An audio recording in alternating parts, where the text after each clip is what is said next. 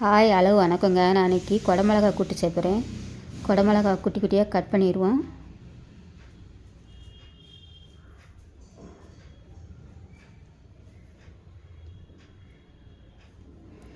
இப்படி கட் பண்ணால் சீக்கிரமாக கட் பண்ணிடலாம்.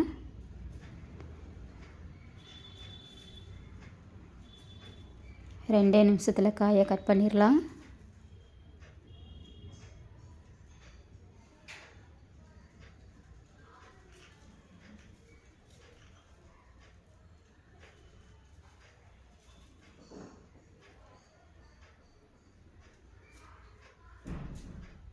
இப்போ குட்டி குட்டியாக கட் பண்ணியாச்சு.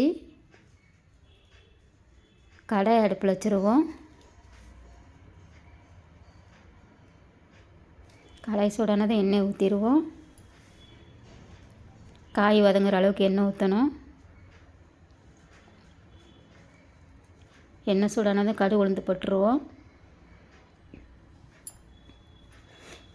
பெரிய வெங்காயம் ஒன்று கட் பண்ணி வச்சுருக்கேன், அதையும் உள்ளே போட்டுருவோம். நல்லா வதக்கி விட்டுருவோம்.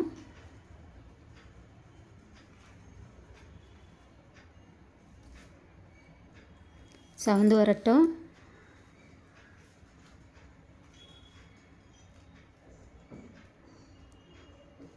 கொஞ்சமாக கருவேப்பிலை கொஞ்சம் போட்டுருவோம். அதையும் வதக்கி விட்டுருவோம்.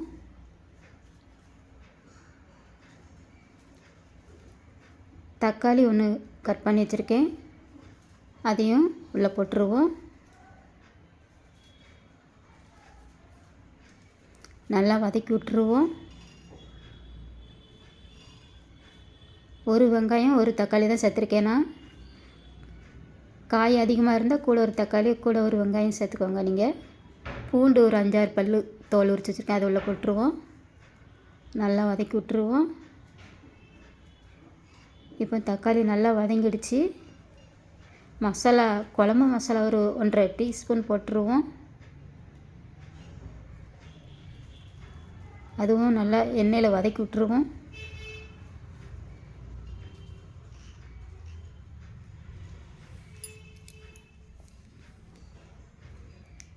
இப்போ நல்லா வதங்கிடுச்சு. கட் பண்ணி வச்சுருக்க குடமிளகா உள்ளே தட்டிடுவோம்.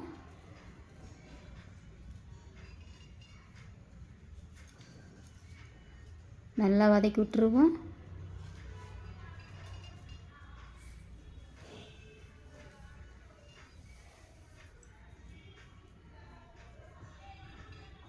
இப்போ நல்லா வதங்கிடுச்சு. காய் மூழ்கிற அளவுக்கு தண்ணியை சேர்த்துருவோம். தண்ணி ரொம்ப சேர்த்துடக்கூடாது, காய் மூழ்கிற அளவுக்கு தண்ணி சேர்த்தா போதும்.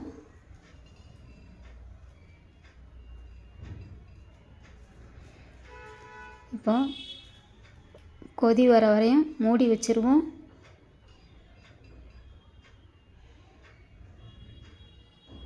இப்போ கொதி வந்துடுச்சு. அடுப்பை சிம்மில் வச்சுட்டு தேவையான அளவு உப்பு சேர்த்துட்டு ஒரு 10 நிமிஷம் காய் வேக விட்டுருவோம். அடுப்பு சிம்மில் தான் இருக்கணும்.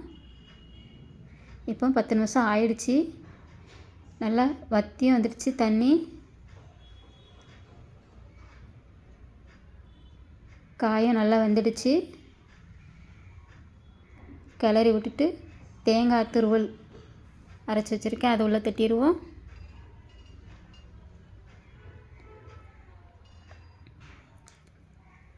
இப்போ இதை நல்லா கிளறி விட்டுருவோம்.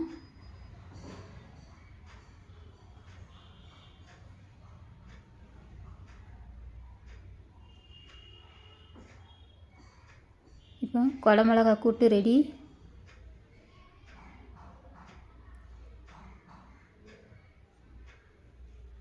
கருவேப்பிலை கொத்தமல்லி கட் பண்ணி வச்சுருக்கேன், அதையும் உள்ளே போட்டு வதக்கி விட்டுருவோம். வதக்கி விட்டுட்டு அடுப்பு ஆஃப் பண்ணிடுவோம்.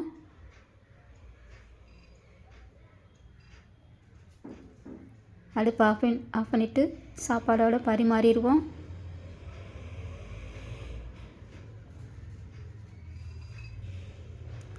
வெறும் சாதத்தோடு சாப்பிட்டா இன்னும் டேஸ்டியாக இருக்கும். சாப்பாடு சூடாக இருக்குது, கையில் எடுக்க முடியல. சூடாக இருக்குது. சூடான சாதத்தோடு பிசைஞ்சு சாப்பிட்டா டேஸ்டியாக இருக்கும். நீங்களும் செய்து பாருங்கள், சுவையாக இருக்கும்.